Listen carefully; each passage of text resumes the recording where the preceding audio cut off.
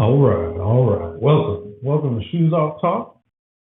This your boy Larville, L Double. I'm gonna keep changing my name every week. We got your man Tim here, Tim, and Floyd on the ones and twos. Let's go. So man, welcome back to another week here. About to get it in. You know what? We don't have a guest this week. We talked to someone last week, but you know what? Today I just wanted to sit here and have some real conversation. It always kills me when Lardell says he wants to have real conversations because you never know what. I be having the craziest thing. So I'm just gonna do the backstory. I posted something the other day, and the post got a lot of I got a lot of DMs off of this. And you know what? The person was like, you got a platform. You need to talk about this. You know what? No, we're gonna talk about it. But it branches off of what we kind of touched on last week about relationships, sex. Sex when it comes to relationships, not just sex, but we're talking about most people are not taught how to have sex. It's just something that we don't talk about. Like, you get to a certain age, you want to start doing it. Ooh, I'm gonna go do it. Now Say doing it. Yeah, I did. You want to start doing it? Do it now. My day elementary. Hey, do you want to do it? Right. You want to go with me? Yes or no? No, but seriously, when it comes to relationships, it goes back to communication. Communication is key no matter what, whether it's about what you like, what you don't like, finances, kids.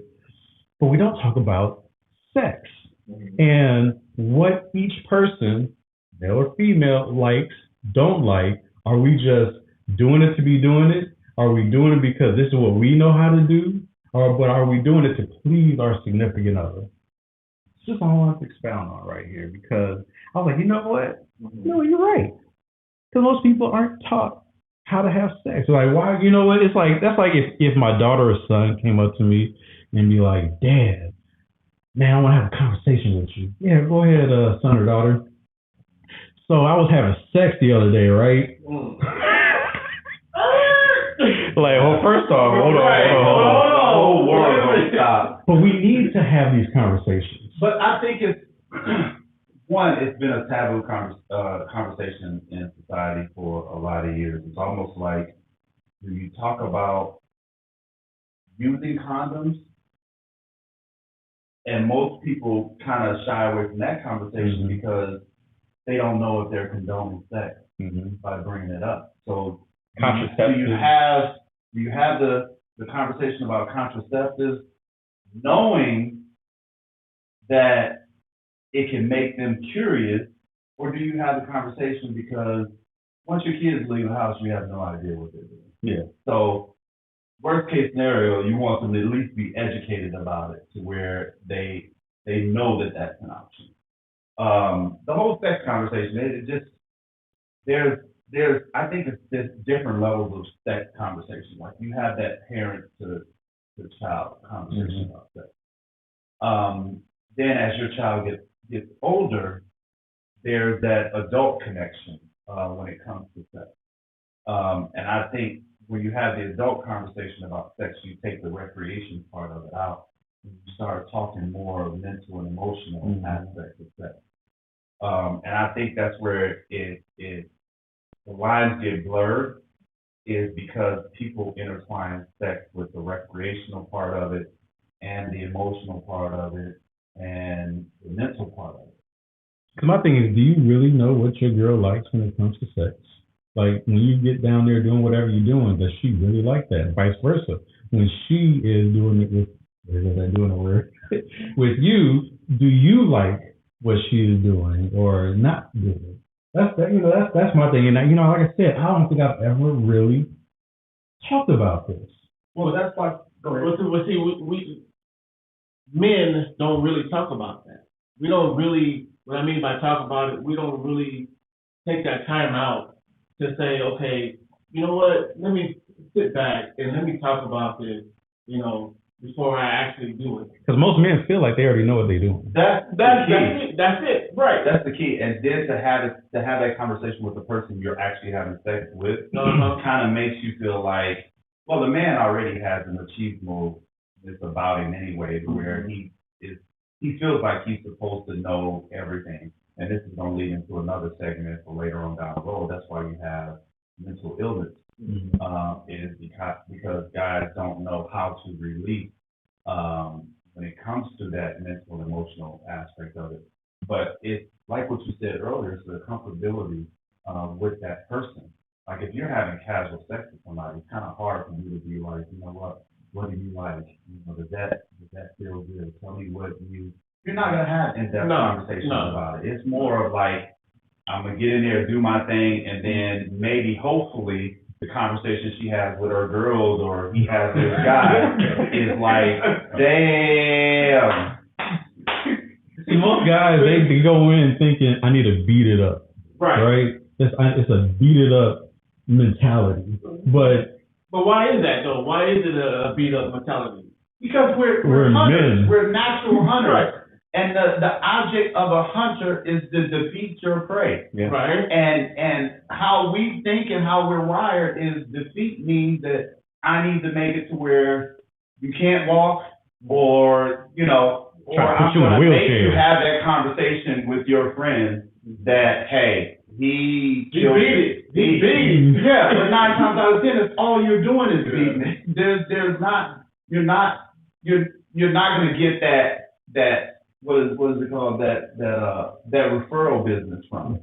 You're not gonna have people talk about it and put you on this platform, because going into it with that mentality is a selfish mentality anyway. How do you know she wants you to be there? Mm-hmm. So it's really like what you said earlier. Everything stems around communication. And if you're bad at it, you're gonna be bad at everything you do. And you think that you're doing good, but then it's like you just sitting up there, you know, doing what you do, and she just, I can't wait till he leaves. You know, but you know, women are nurtured, emotional.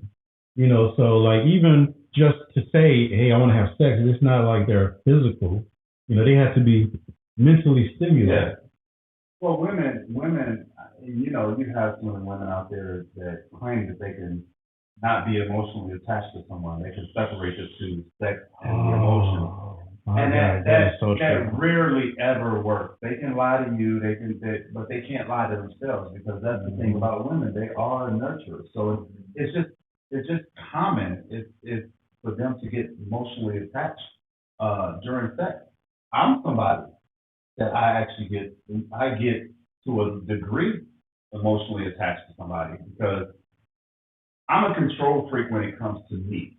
I don't try to control other people, other situations, but when it comes to me. So the control part of it when it comes to sex is that if I'm going to give you something that I hold in such high regard, then whether you get satisfied or not, I'm going to put my emotions in it. I think emotions is what is actually the satisfier.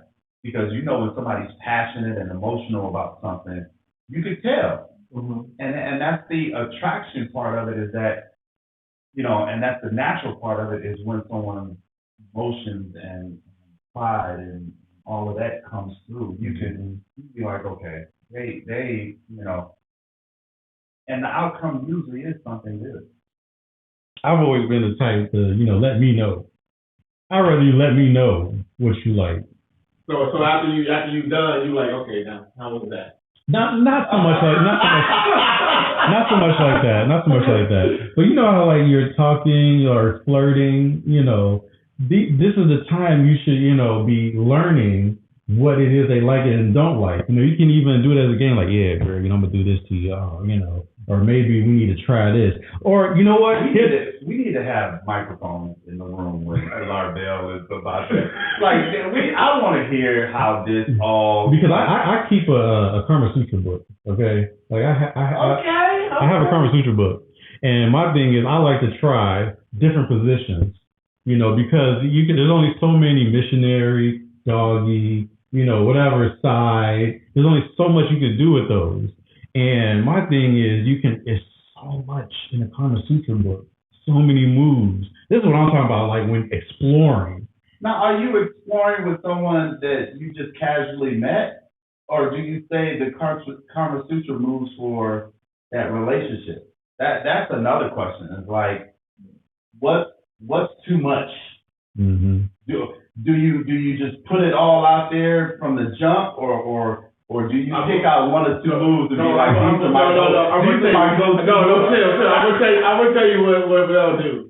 He put it all out there. Reason why? Because if he didn't do that, they wouldn't keep calling. So I tend to have issues with women because, like you said, I do probably put too much out at the jump, and then it's like all of a sudden now it's like they're attached, or ooh, God, ooh, that guy right there. But at first you think it's a good thing, but it also could turn bad because now it's like, if you say something wrong, you do something wrong, it's like, now you just an evil person, the worst guy. I've had it where women have fought over me at work, in front of the office. It's like, and I get in trouble for it. And it's like, well, I wasn't even there. Well, you know what that is though, is you have to take the onus for the things that you do, and that is also comes with being an enabler. Yeah. A lot of us that have kind hearts, so that you gotta save for very marriage. giving people, we have a tendency to enable people. And what comes from that is expectation. And so you give someone so much of you, whether it's sex, whether it's anything in general, then that expectation is there, is like, I'm going to get that every time. Yeah. And so now when you fall short of that, it's like, now they're upset. And then you're like, what is wrong? You can't spoil somebody and give them the whole Kama Sutra book and then go back and give them page 2. Right. Like, how does that work? So that is still a part of communication. It's like, you need to know how to communicate by not giving people so much of you. This is in every aspect of life, not just when it comes to sex, is that you have to be able to distribute parts of you as people deserve it. Is if you don't see that person being someone that I can see myself with long term, and we're not talking marriage, but I can go somewhere with this person, then maybe I'll just give them page 1 and 2, and see how it goes. That way, it's like going to a strip club, and it's an all new strip club. How long are you gonna actually be interested when it's just all new?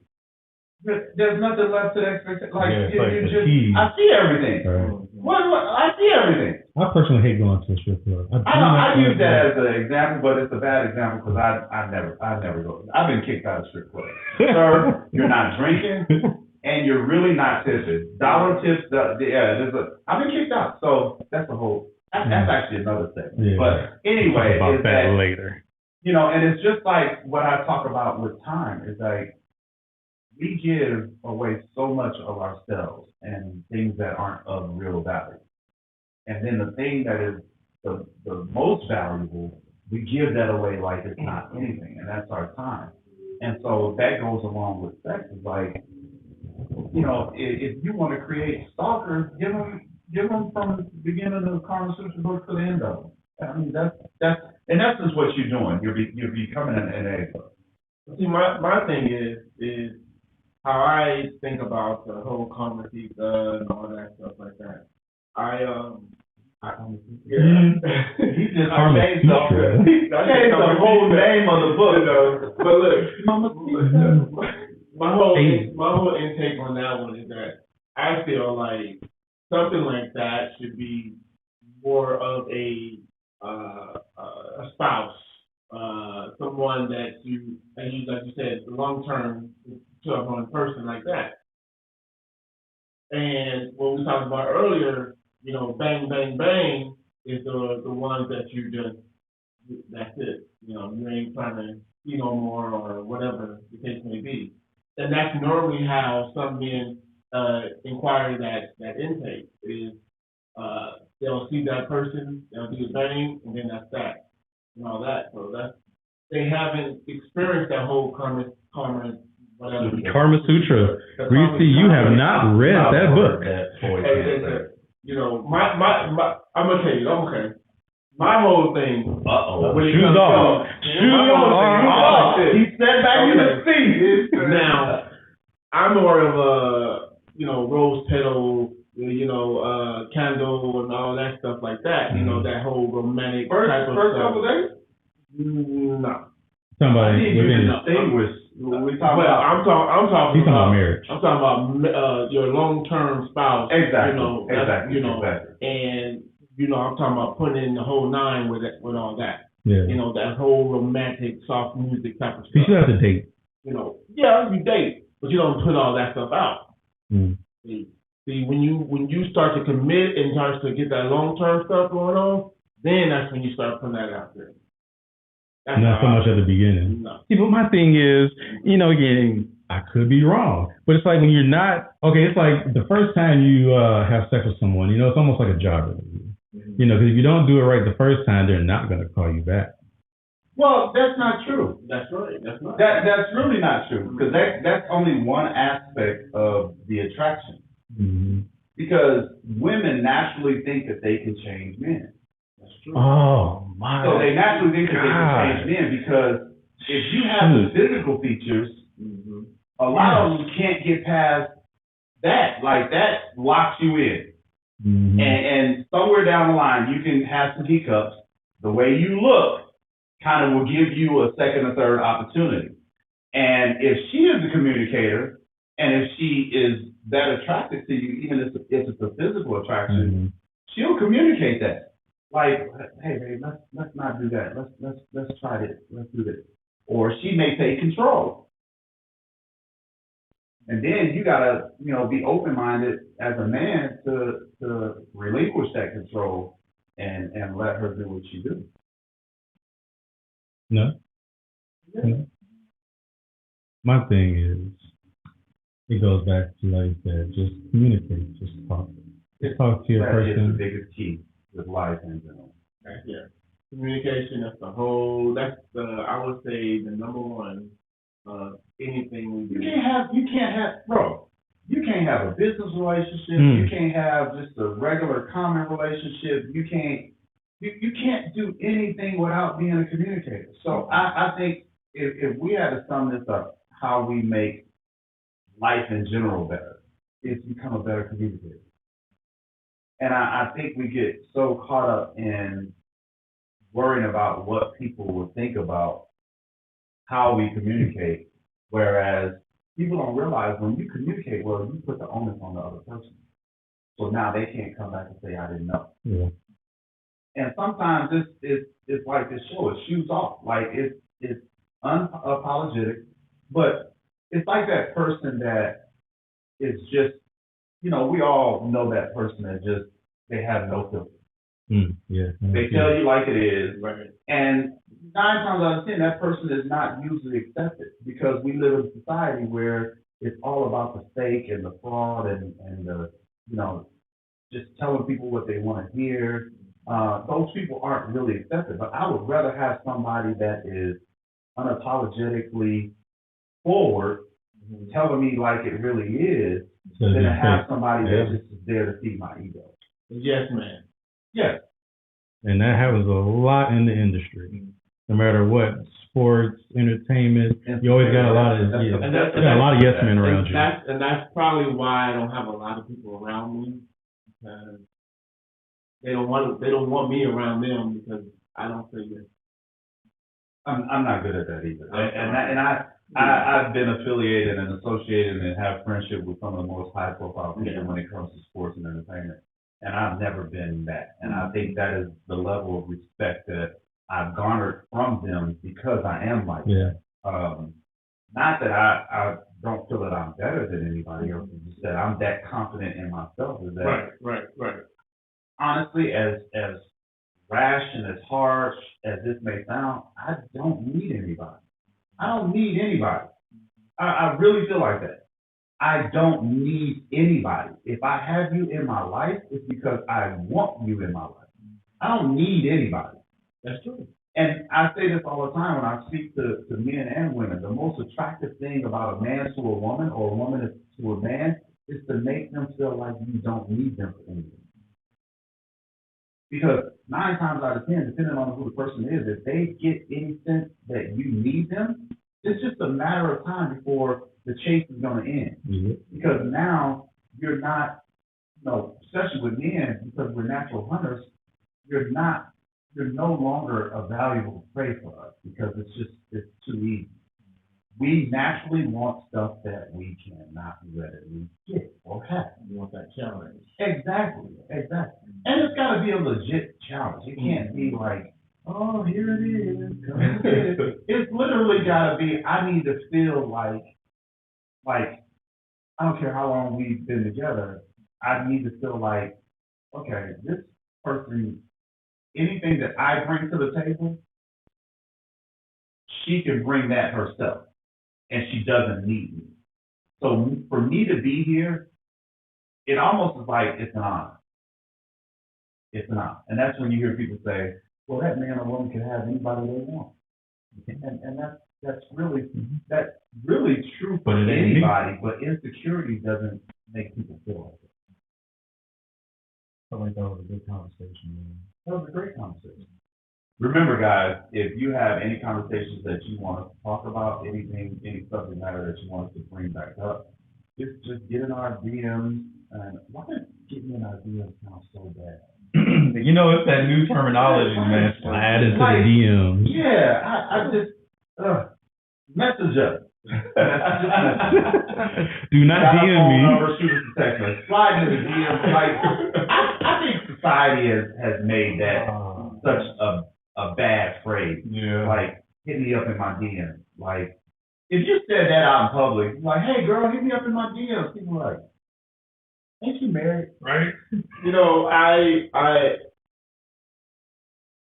don't know about the whole DM thing. I don't really say DM. I go back to the whole form of contacting, Mm-hmm.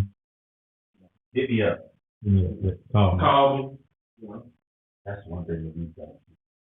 oh, man, I hate that. Because I actually one of those, I love to talk on the phone. Maybe it's I love to talk. I love to talk on the phone. I hate text messages. I hate texting because I feel like when it comes to texting, I've gotten into trouble with this plenty of times because you don't know the emotion behind the words or the conversation. So it could be taken out of context. Taken out of context, and a lot of stuff, and maybe it could be me, but a lot of stuff gets taken out of context when I talk to people in texting, messaging, because you don't know how they're saying it. Right. I hate texting. Like, I hate it. I hate it. And I hate text messages too are, most of the time are inconvenient. Like, especially when you text somebody and you expect them to text you back and they text you back an hour later and you're doing something now. And they still try to have that same conversation for the last days. Well, Tim, not an hour later, about a day or two later, Marvell. Hey, I'm sorry. I am bad at texting. I am bad at texting back. I'm bad at texting, yes. But it goes back to what you said. I say it like this, is that as long as you know who it is that's on the other end, Mm-hmm. like most people know my character. So I can send you any text message. You're going to read that text message based on my relationship with you. So I think that has a lot to do with it as well. So I can send Lardell a text message and he says something to the point like, go jump off a bridge, and then I'll start laughing. But if somebody else that I don't have that kind of relationship say that, I'm like, what do you got an attitude for? Yeah. So I think it goes back to discernment, is understanding your audience. And also, with all the emojis and gifs and all of that stuff. Sometimes I don't pick up on things too quickly. I could be a little bit clueless. So yeah, just say it with me. Yeah. Tell it like it is. I'd rather you tell it like it is than skirt around and I gotta try to figure out what you're talking about. Spell it out for me, please. Yeah. Speaking of figuring out what's going on, what is going on in Mississippi? Oh my God. You know what? So I just lightly, I wanted to expound on that because once again, I don't know everything about it, but they did just pass this That Jim Crow law. the Jim Crow law. And hold on, let me go back to Oh, here. that's that House Bill 1020. See, So- earlier this month, I want to read it. I just want to read Okay, part of go it. ahead. White representatives in Mississippi House approved a bill to create a new district that includes all of the majority white neighborhoods in Jackson, a capital city that is 83% black. This includes creating a criminal justice system for the district overseen by all white power base.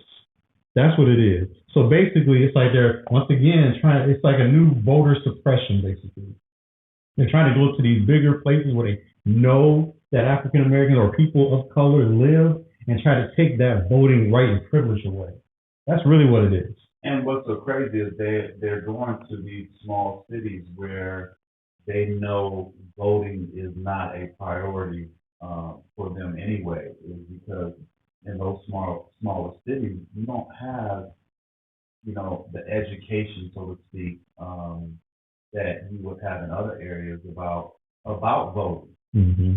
And so I think the bigger picture of that is the control thing for future voting. I think they're trying to gain that control now to where when it comes time for putting people in office that are going to not be for us, Mm-hmm. that's the staging for that. But what happens to being judged by your peers? Yeah. Like, but I just don't, and the onus comes back on us, that 83% of the black people that live there. How do we not have representation for that much of a population being black that we don't do something there? Because we don't to vote. curb that? Because we don't vote. At the end of the day, I mean, yeah, we're starting to now, but at the end of the day, no, we don't vote. Because a lot of black people do not feel like, at the end of the day, which is true, the laws are made for us. It's not built for us. The society is not built for us. The laws were not created for us. So we're sitting here voting for what? So a lot of people don't vote. And actually, that goes into something else, because I've actually helped with this. A few years back, it was a big thing about census. A lot of African black folks do not do census. And people need to realize, Big mistake. when it comes to these census, we need to know who's there, how many people is there, and why.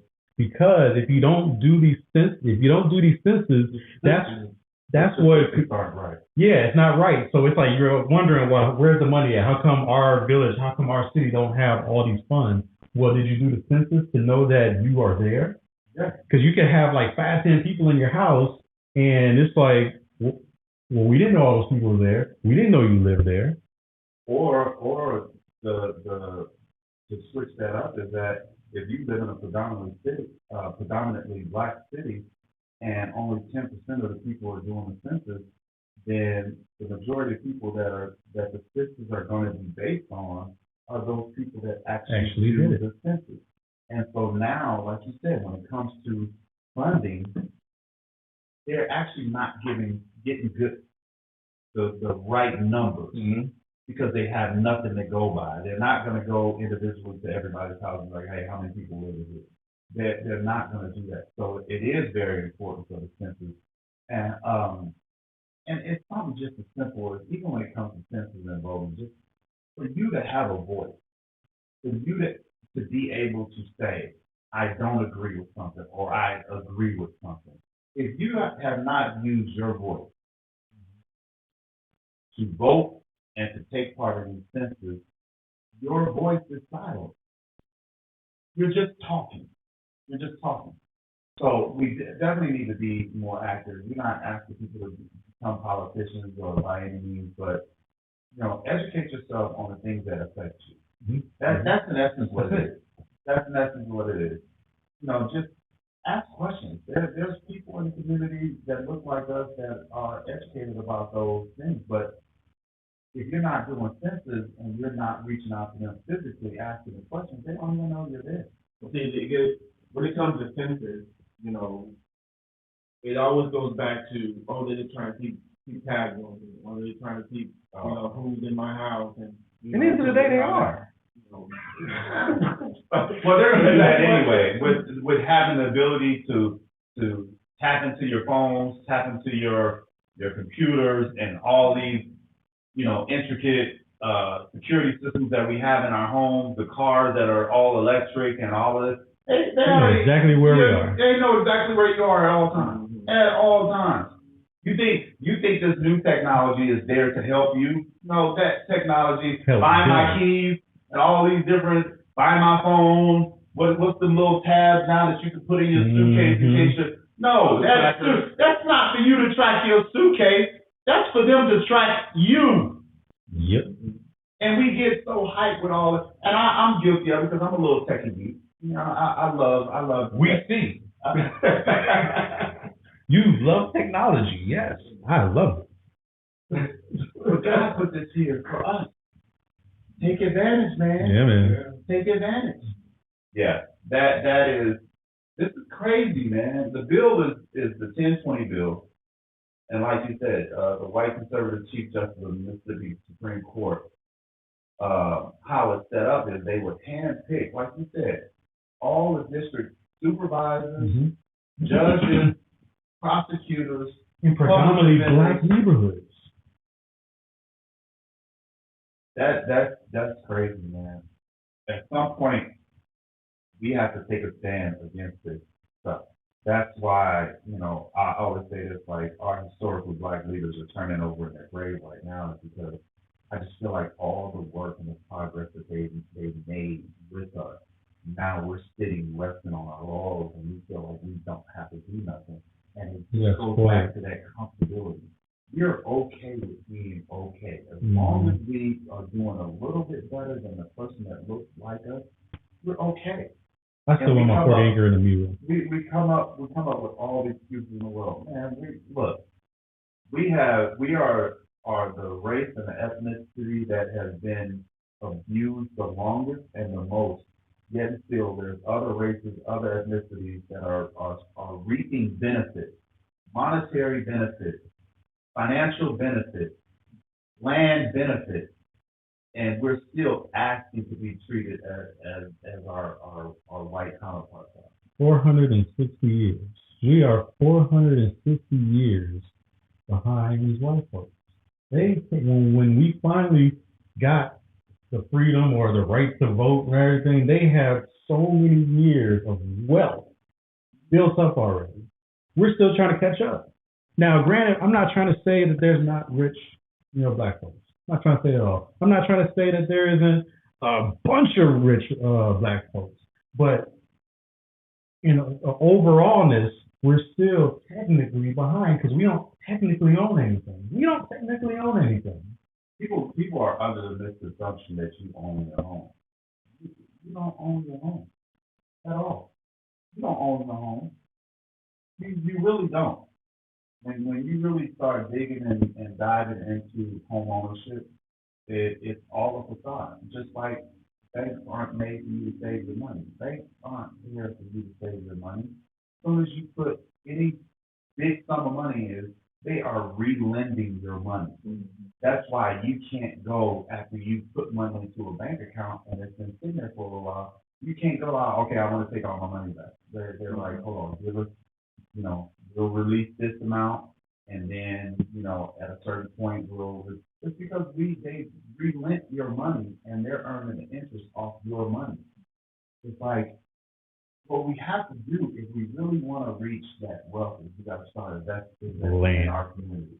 Buy land. Buy land. That is where it all stems from, is that, and it just goes back to our education system. We have been educated as backwards, and you can look at it, especially in Arizona, I don't know how it is in other states, is teachers are literally getting fired for teaching Black history in Arizona. We have been told everything that doesn't pertain to us. Our education system. That's a big thing that's happening in Florida right now. Governor DeSantis, how you say his name, Governor DeSantis. It's like they're trying to get rid of books, curriculums, courses, all dealing with either civil rights, civil war, any slavery. They're trying to get rid of all of it right now. And it's like, when you get rid of this, now it's like, well, how are you going to teach our history? How are you going to know what really happened? They don't want you to know what really happened. No. Goes back to like that 1020 bill. They don't want you to do whatever. They don't want you to vote. Because at the end of the day, the Republicans really have found out how to win elections without the popular vote. When was the last time a Republican won the popular vote? They have not. Yet they keep winning elections. They keep winning the electoral votes. Well, that just goes back to, man, we gotta stop resting on our laurels and thinking that we made it.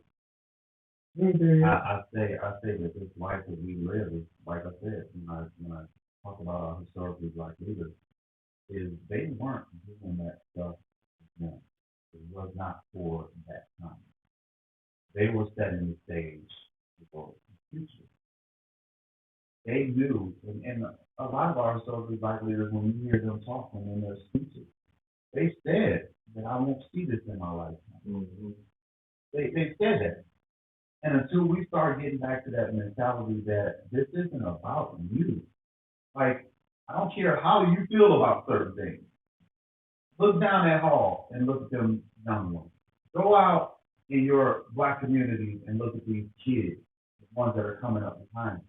That's who you're doing this stuff for. This is not for you. Somebody did it for you. That's the reason why you're able to be in the position that you're in. Somebody that looks like you did it for you years back. And somebody did it for them, prior to them. That's why I like people like Tyler Perry or Byron Allen. Like Tyler Perry owns his own studio company on top of land that was the Confederate land. Like he bought Confederate, like back in the day when it was that was the Confederate over there. He bought all that. And now owns a studio company like Byron Allen that's like buying up media companies. Because it goes back to we don't own nothing. But thanks to people like this, future generations can have something. And we look at these guys and we think that everything is so far out of reach. You know, we talk about the Tyler Perrys, we talk about the Byron Allens, and these are very wealthy people. But they're just letting you know that a lot of them got a late start. Yes. When it comes to their wealth, when it comes to their fame.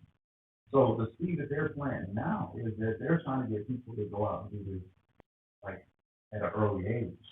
And basically they're the poster child of what can be done. I tell kids all the time when I speak to them, when I do my motivational speaking, that if you think it can be done. You change your life by changing the way you think. If you change your mindset, you'll change your life. And not only your life, but the people that are coming after you. My biggest fear is to be on this earth and my kids are gone.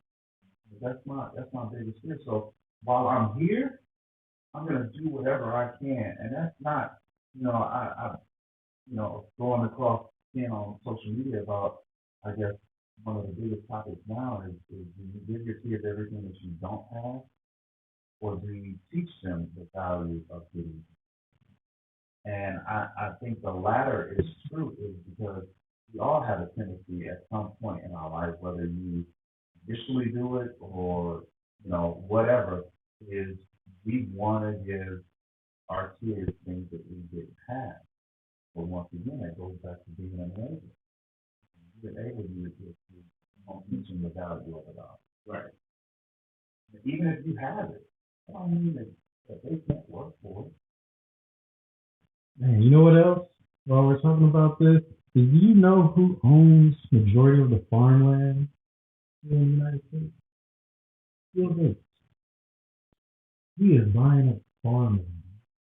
Didn't he buy like, yes, what is that city? He did. It's supposed to be a city that's out west here. Yeah, don't quote me on the city, but yeah, it's like he's building the city of the future. He's supposed to be, he bought the land and he's building a futuristic city. Like a AI city. Yeah. Oh, like a smart city. Yeah. Here in Arizona. Yeah, it's out west. Yeah, I saw that. And the thing about it is, man, a lot of this stuff is public knowledge. It's like, it's okay. You don't have to reinvent the wheel. Like, there's people doing it. Like, and so it's okay. For the life of me, I don't understand why we don't have somebody hasn't created a Black Wall Street yet. Again, right. Yeah, because last time they bombed us. And a lot of people don't even know about this. That's my thing. Like, people don't even understand what happened in Tuscaloosa. They don't even know that this happened. Yeah. You know what's so crazy is I was in Oklahoma, and I was in Tulsa, Oklahoma, and I was there to actually pick up Joey. That's a Tuscaloosa. It's Tuscaloosa. My bad. So I was there to pick up Joey, and I was just like, I was giddy and excited. I was like, okay, I want to talk to somebody about, the Black Wall Street, like the history and this. Mm-hmm. You know, I ran into like 5 people like that live there. They don't know the story. Never heard of it. They don't know the story. Like, this happened here. You were back there. Yeah. I'm like, how do you not? And I left Tulsa so disappointed because I'm like, how do you not take the time out of your life to learn your history? Because it doesn't have nothing to do with them at this point in time. Anything like that, if you were to dwell on something like that, then they're like, it didn't happen to me, so I'm okay. But the reason why I brought that up is because a lot of people don't realize is when it comes to that farmland, black farmers say U.S. government owes them $5 billion. A group of black farmers reportedly filed a class action lawsuit for $5 billion claiming the federal government illegally broke a promise to pay off their debt. This is a lot bigger than what people think. Just like there was, I forget what state it is, like there's this beef going on with some black farmers and their white counterpart neighbors, where it's like a lot of racial stuff happening, and the black man finally got arrested due to whatever the beef is between them. But it's like it's happening over and over and over, where we are getting suppressed because we're trying to gain something, which we are trying to. At some point, there are black folks trying to obtain this. You see, while some of these white farmers are playing racial injustice, black farmers have lost upwards to $326 billion in farmland just in over a decade. And that goes back to what I said, Bill Gates is buying up a lot of this farmland. We need to get back to buying land. Like, I didn't even know about this $5 billion lawsuit. I didn't even know about it at first. I just looked it up the other day. Well, they always say, you want to keep stuff and keep a secret from black people, put it in a book. I know, right? That's the thing is like, and the reason why they say books and they didn't say Google or any of that, because, and books can be tampered with as well, but typically there's a face behind a book. There is no face behind Google. You can say who owns Google and this and that, but there's no real face behind Google. And they have the ability to manipulate what we see online and, to their benefit. So, and I'm bad. I'll be the first one to tell you, I'm bad about reading books. Yeah. I'm bad I about love reading books. I was a nerd. I like reading books too, but I love read reading. a lot. I do like reading. Novels, all types of stuff. I spent a lot of my childhood in the library. That was a big one. I would like to say that. I was at played basketball, baseball, football, so I was always on the camp. I'm a son of an athlete and don't have an athletic bone in my body. I used to get it so many times, like, man, how do you not know how to play basketball? Look who your daddy is. Hit the wrong part of the street? Well, and I talk about this too, is that we as black people, we get pigeonholed into thinking that if we come from a certain area, we come from a certain lineage, we feel like that, okay, that's what you're supposed to do. And that's what I talk to kids about as well. It's like, look, get off the beaten path. You don't have to play basketball. You don't have to play football. You can be an archaeologist. You can be, a scientist. You can be a geologist. You can be whatever you want to be. Just don't take a front. Yeah, you don't have to, because we need them. We need people that look like us to be archaeologists. We need them to be out there rediscovering our history. And so if I had to do it all over again, yeah, I kind of push my kids in sports to keep them busy, but I would also just, like I say, when it comes to failure, fail at as much stuff as you can. That's gonna be the only way that you really learn what you capable of and what your purpose is. Right. Then teach yourself. Exactly. You know, You'd rather have a life full of failures than a life full of regrets any day. teach yourself. Jay Morant, stop. Oh my goodness. Stop it. We're down to the wire. So we'll talk about that. And I actually may be, doing some theories and doing some things during the week to where I'll kind of touch on some subject matter stuff, and then we can kind of dive into it on the weekend. And that's one of the things that because I know them. I know Steve Morant. He used to hoop with us, with me, him, Ray Allen's dad.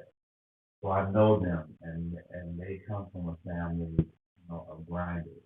And they're from a city that it's a grind city. It's a small city, and with those small cities, there's a certain mentality that's developed.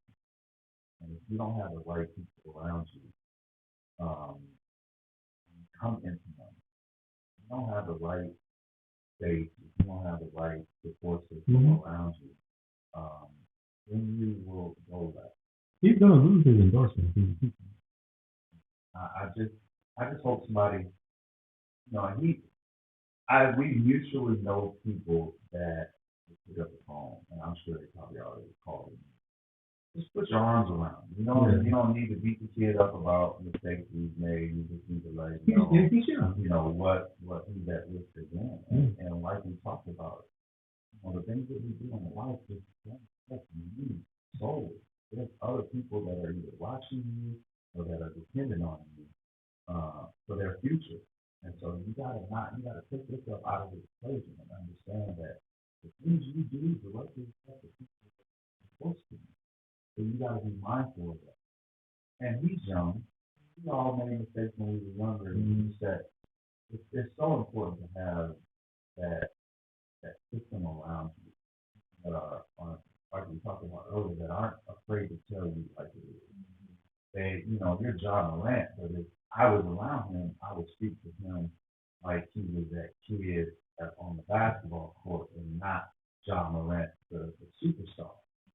Is because I can't relate to what it's like to live the life that you have now. But I know as a black man that I've had to endure, I can transcribe that to you and let you know the negative effects that your actions are having in the black community. And we just have to we have to break that stigma, man, because they're just sitting back just laughing. They're sitting back laughing. And this is another thing.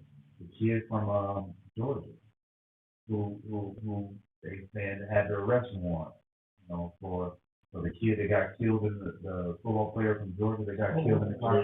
But it was a white chick that was driving the car, and she was like 4 times over the legal alcohol limit, and not one have we heard them mention her name. Through all of this, but now this kid is being drafted. You pick the time where he's going to the NFL combine, about to be drafted, to try to dig up dirt to scandalize his name. So that scandalizes it, but then at the same time, it doesn't put him at the pick that he's supposed to be at. Now it pushes him down, so that now he has to wait to what? I don't know. 6, 7, the 113. Yeah, but he's not completely innocent of he's not the result of this kid getting killed, but he was in a car speeding. And I don't know if they were racing, I don't know the full story behind it, but he's not completely innocent in this at all, but he's not responsible for this kid's death. But in that too, there's a lesson to be learned. And we can go down the history of sports and all the athletes that messed up and were supposed to be top 10 draft picks and they fall to the 2nd round, 3rd round, 4th round. But then when you look at it, where they were at to where they end up going is all of that has always been positive, you know, and God lets stuff like that happen to open your eyes to let you know you're not invincible. I'm not gonna take away your opportunities, but now your road's gonna be tougher to get where you want it to be. But through that, making that road tougher, now you create a mindset that is tamper-proof. Because 9 times out of 10, when you go through something like this, you do not want to go back to that. And so now you have a testimony. This will be this kid's testimony for the rest of his life. He has an opportunity to get right today, but he got wrong yesterday. And that's all you really pray and ask God to do is like, give me an opportunity to get right where I got wrong. Unapologetic. That's what we're here for. Unapologetic Shoes talk. off talk. Shoes off talk. But I know we got to get out of here, and I know we're going to talk about this later. I'm just going to say it now. We're 2 games in. Kevin Durant. KD! I put it on Facebook the other day. We don't need no new fans. We don't. I know who y'all are. I know the things that y'all said. A lot of y'all are from Phoenix. And I actually could kind of consider myself from Phoenix because I've been out here since 94, 95. I've been living here longer than I have lived where I'm originally from, which is Peoria, Illinois. I moved around, you know, military brat, then me being in the military, but I have been a Suns fan. Granted, I've been, you know, early years, I was a Bulls fan, and this, I'm still a Bulls fan. I love the Suns too. But I'm a diehard Suns. That's why the last game was so tough for me because, you know, Bulls and Suns, and then they just smashed on the Bulls. West, watch out. Watch out. They got that piece that didn't get them over the hump against Milwaukee a couple of years ago. Oh, yeah. Yeah. Insert Slim Reaper. So we're going to talk about this later. I just wanted to bring that part up. Hey, let's go Suns, all right? I appreciate you guys tuning in. Like I said, if you have any questions about any of our podcast series, or if you have some information that you want us to talk about, subject matter you want us to talk about, please chime in, message us, let us know. There are no subjects that are off limit. We might need to go with a little sticker whenever we have conversations about what Lavelle brought up today. And put like NC-17 or PG-13. Explicit. Or something like that when we have segments where we talk about sex. So thank you guys. Love and appreciate you. Spread the word. Shoes off talk. See you next week.